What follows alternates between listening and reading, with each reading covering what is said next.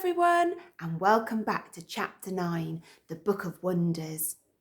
The nightmare never changed. Daniel was trapped in a sinking fishing boat. He could hear the calls of his father as he groped around in the darkness, but he couldn't find him, couldn't do anything to help.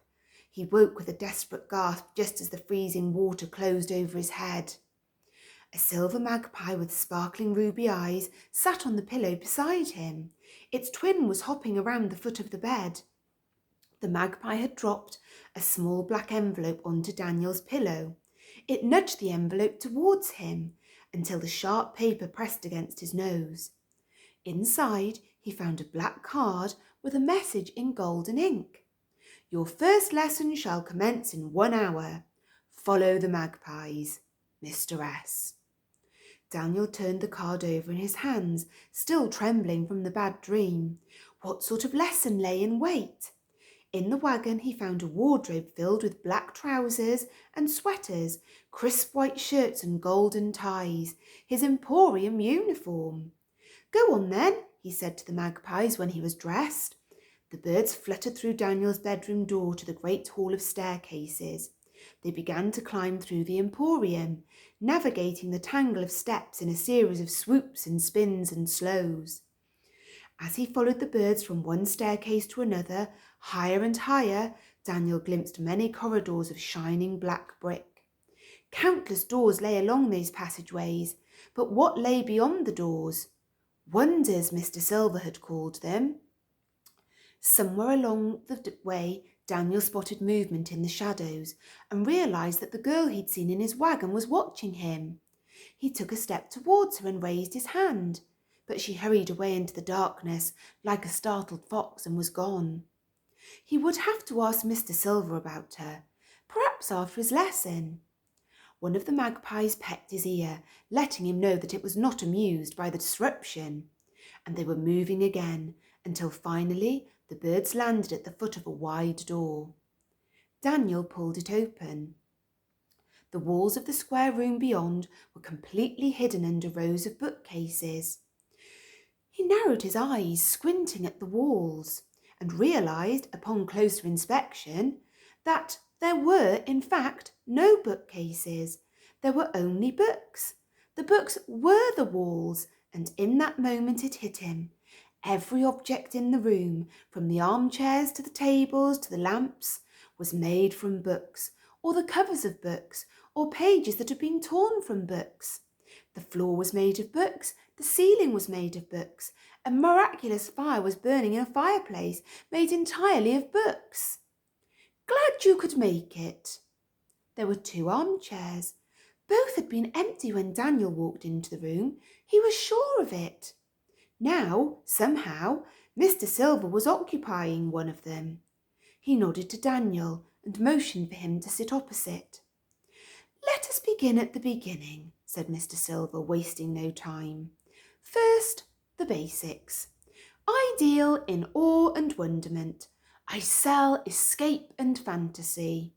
I give my customers a tantalising glimpse of all that is possible in this world, and though they cannot remember the shop, upon leaving it, they will find that their hearts are lighter and that the edges of the world are bright and new and shining.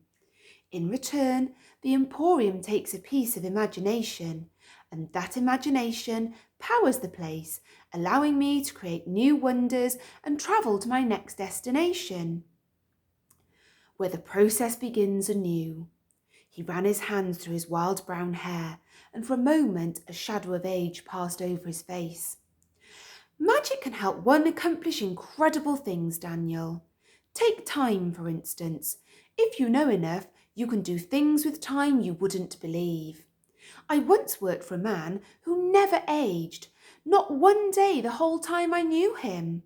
Silver shook his head and his eyes darkened. He's still out there somewhere, probably looking exactly as he did when I last saw him.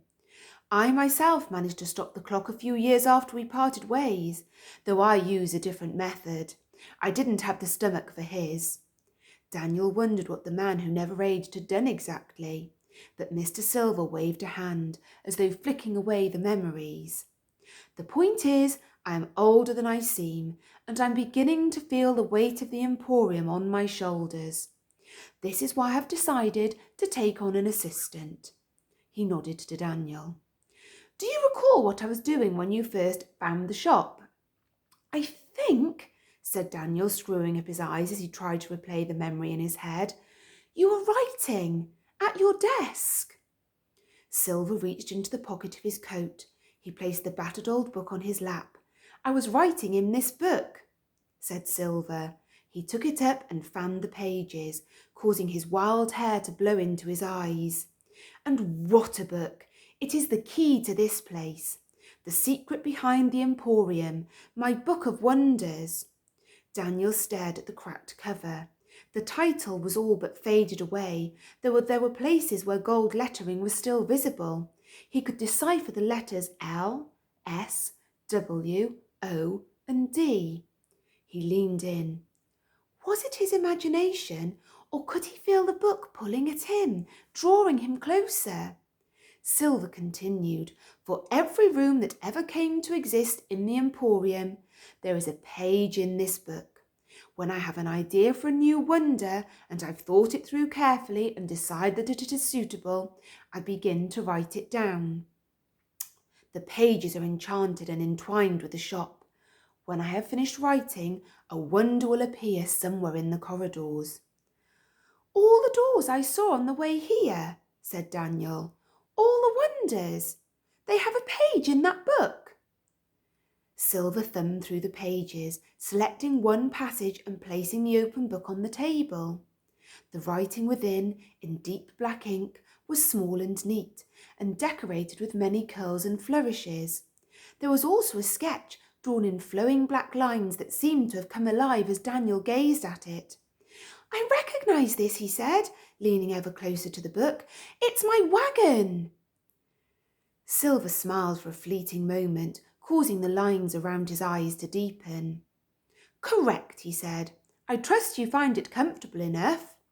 If you wish me to change anything—" "Oh, it's perfect," said Daniel. His fingers fluttered hungrily, and he felt a great rush of excitement as he asked, "Can I have a closer look?" A hesitation. Silver handed over the book. It was heavier than Daniel expected, but it also felt familiar somehow, as if he had held it before. He flicked through page after page, noting in his mind a list of rooms he longed to visit. There was an underground lake of gold, and a cove filled with sapphire water where a mermaid whispered the whereabouts of buried treasure. He saw a path through an enchanted forest, and the mountain-top den of an armour-clad dragon, and a grassland populated by lions. There were ancient pages where the ink was worn and could not be properly read. One such passage caught his attention, and as he stared at the words, his stomach told him that they contained something vast and dark and ancient. "The Library of Souls," said Mr. Silver. "I am a fan of stories, a collector, and there is no greater story than that of life. The Library of Souls holds on its many shelves the life story of everyone who has ever lived, everyone who will ever live." Wonderstruck, Daniel tried to imagine a room vast enough to hold such a great number of books, but he was distracted when Mr. Silver gasped and breathed through his teeth. He sat forward in his chair and held his hand to his chest. "What's wrong?" Silver closed his eyes tight and took a deep breath. He let the breath out slowly, opened his eyes and blinked. "I'm fine," he said. Daniel's eyes lingered on Silver's hand, which was still pressed to his chest. "Now that you've seen inside the Book of Wonders," said Mr. Silver as if nothing had happened, "it is time for the first test." He held out an open hand. In his palm sat a golden fountain pen. Daniel stared at it. "I don't understand." "I want you to attempt a wonder of your own. Write it in the book."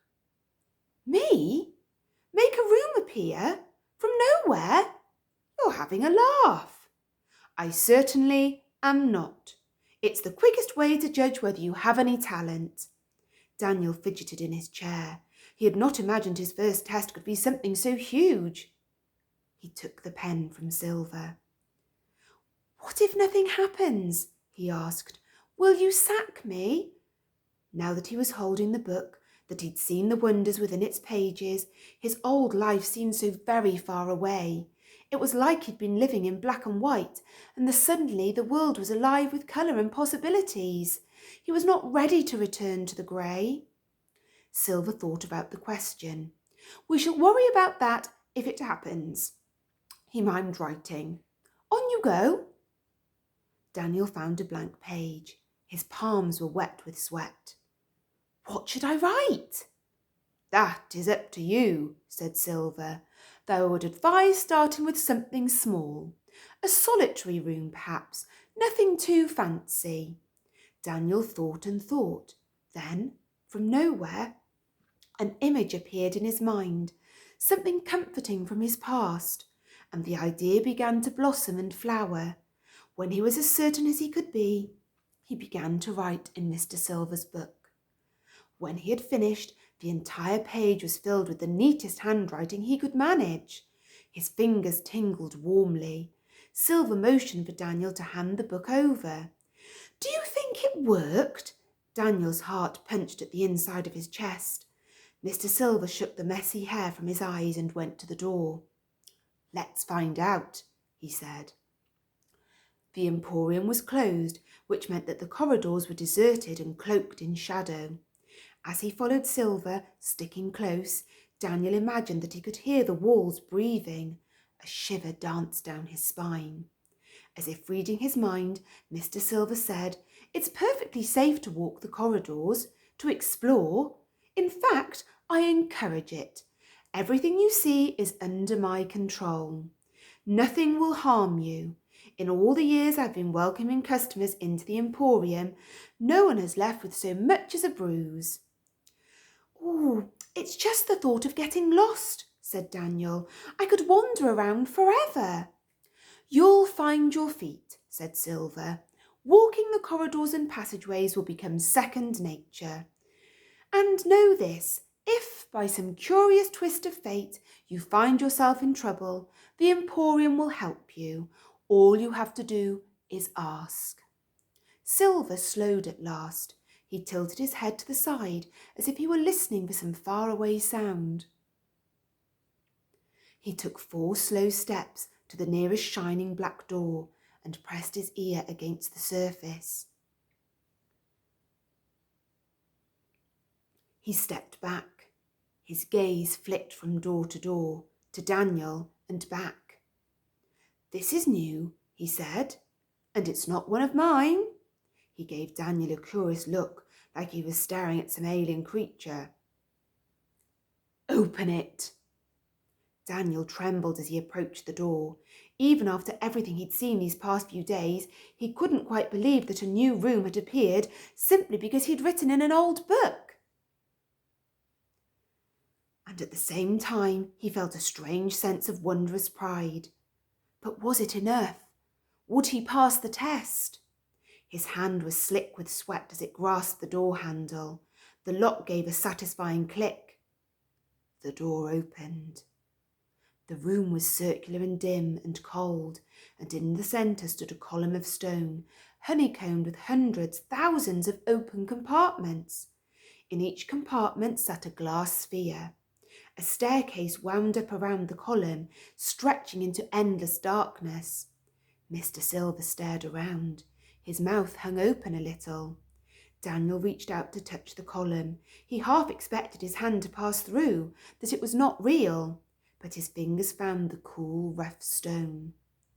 "It's real," he whispered. "It's really here, just like I imagined when I was writing in the book." Silver selected a sphere from the column and spun it in his hands, watching as a flurry of snow whipped around inside the glass. "Snow globes," he said. "Why snow globes?" Daniel had already begun to climb the spiral staircase, staring at the hundreds of shining glass globes. Some were smaller than marbles, others larger than his head. Each was empty, save for the snowflakes inside. My mum collected them, Daniel said. It's one of the only things I really remember about her from before Dad died, before she was sad all the time. When I was little, I'd sit on her knee and she'd tell me each one had a secret inside. That's what this room is, a place to keep secrets. The globes are empty because they're waiting to be filled. Whisper your secret into one and it'll be safe. Mr. Silver brushed his hands against a few of the snow globes. He stared about, a delighted twinkle dancing in his grey eyes. It's perfect for the Emporium, he said. Then he gazed up at the column of secrets and smiled. May I have the honour of leaving the first secret? Daniel felt a rush of pride. Go right ahead, he said.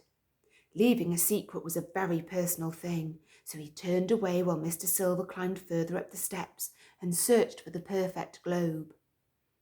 When he reappeared, Daniel asked, Did it work? A pause. Oh, I feel lighter, said Mr. Silver. I think it means it worked. So, did I pass the test? Mr. Silver seemed to be amused by the question. You have a talent, he said. Daniel could not hide his proud smile. He felt giddy and important. Mr. Silver's face became very serious. He went on. The Book of Wonders is a very powerful thing, Daniel. It is tied to me, entwined with my soul, so entwined that we are almost one and the same. Your connection to the book is something new and unexpected. If by some tiny chance you ever come across the book without me, when you are alone, I must ask that you do not write a single word in its pages without me. You are inexperienced, raw. The results would be unpredictable, dangerous even. Understand? I mustn't write in the book without you, Daniel said. Silver smiled and bounded down the steps 2 at a time. From now on, you will write 1 page in the book every night after closing time. If you continue to show skill, I think there is much I can teach you. But be on your toes. At some point, I will test you again, and I promise you will not see it coming. Then he was gone, leaving Daniel alone with his secrets. So next time, it will be chapter 10.